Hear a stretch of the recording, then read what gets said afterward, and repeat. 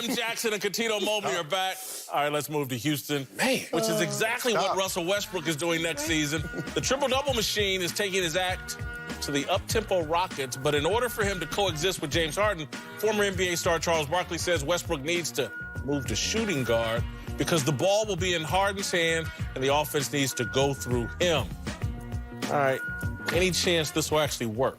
Absolutely, it's going to work. I thought it was part of the terms in the contract in the trade. We give you 171. You know you're playing on guard, right? You know you're shooting guard, right? You know that, right? Fine print. Not even fine print, bold print. And this is going to be the latest great guard off ball that learns late in his career to develop a shot. I know he's a professional. I know how dedicated he is to the game. He's going to develop a shot. You imagine that guy with that energy on the perimeter or just in the corner, gets the ball, develops the shot even further, or uses what he knows, which is the slash to the hole. I think it's going to work beautifully. I think his natural instincts is the two. He's an athlete, and then James' natural is to facilitate. And I think with those two working together with that high energy that Russell has, I think it's going to work perfectly. Some people may not believe it, but I think... don't.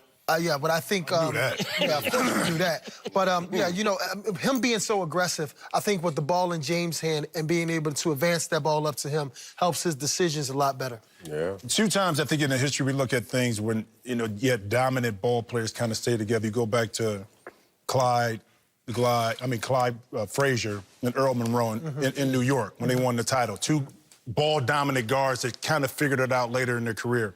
There's another time, too, where I see the similarities between Gus Williams and Dennis Johnson. Because they're 2 guys that are really not point guards, but figured out ways to play. Gus Williams was more of a scorer, DJ setup and defensively. But so I say it can work in some instances when guys kind of give up the ego part of it. But to me, the key is going to go back to this. What are you going to run? What is Mike D'Antoni going to put in place to make this thing work together? Because we know in Mike's system, it's a ball-dominated point guard that runs everything. So before I say yes or no, I like to see exactly the strategy behind what Mike D'Antoni is going to implement to tweak his offense enough, because I think what Russ can be great off the ball. On that second and third pass on the weak side, now he goes to work. Okay, but I want to really see how they break down offensively. I think they're going to roll back to that OKC early on when Russ... But you know, but here's the thing. That's OKC. I'm saying they're going to roll back as far as the plays. See, because what Greg Popovich does is he'll run his system, but he'll tweak something else for that new player that comes in.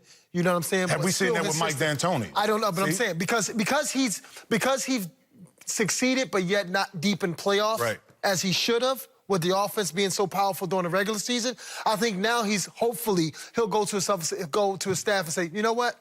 Let me tweak this a little bit. Let me bring a couple of these different offenses in, because James and Russell was pretty good at OKC together. Let me see if I can add a couple of those plays in and see how this works. And that may be the problem, because Russell Westbrook may say, hey, we were successful in OKC together, and I was the point guard. No, James in the fourth quarter controlled the ball in OKC with Kevin Durant and Russell on the wings in OKC. That's what happened. And they did pretty well, but they were young. You're not concerned that Russell Westbrook can't shoot? Look, everybody's like this. You talking about catch and shoot, right? I don't know. All right, before we go, I'd like to congratulate Secret Deodorant for its frugal publicity stunt. The antiperspirant brand spent $500,000 on $20 million worth of brand awareness. That's right. Secret gave each member of the U.S. women's national soccer team $23,000 for the right to use them in a clever marketing ploy.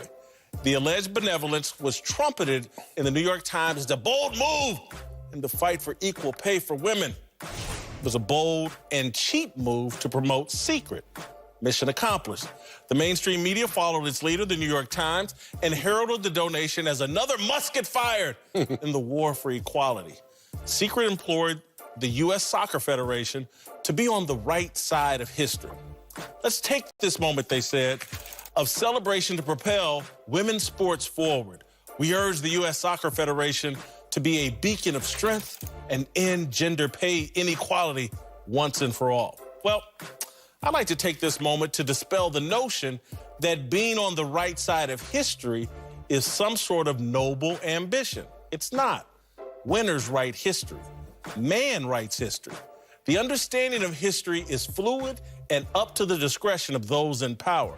You think Native Americans tell the same history as the settlers who conquered this land?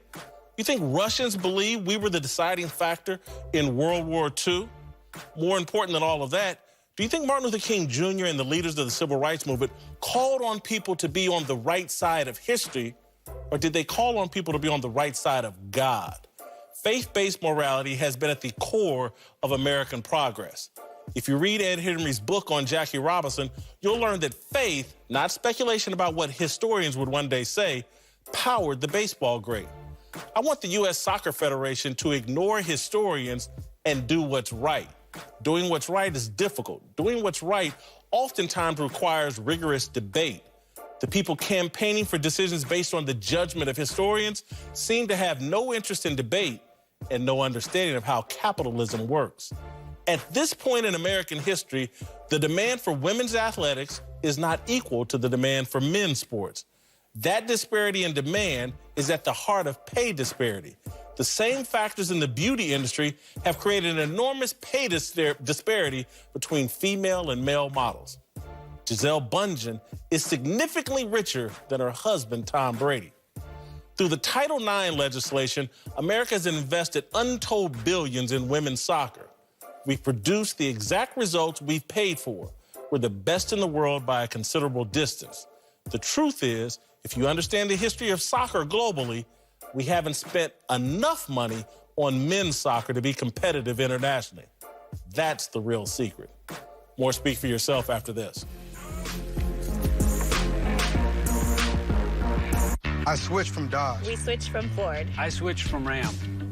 I switched to Chevy. We switched to Chevy. We switched to Chevy. For dependability. For these guys. And just look at it.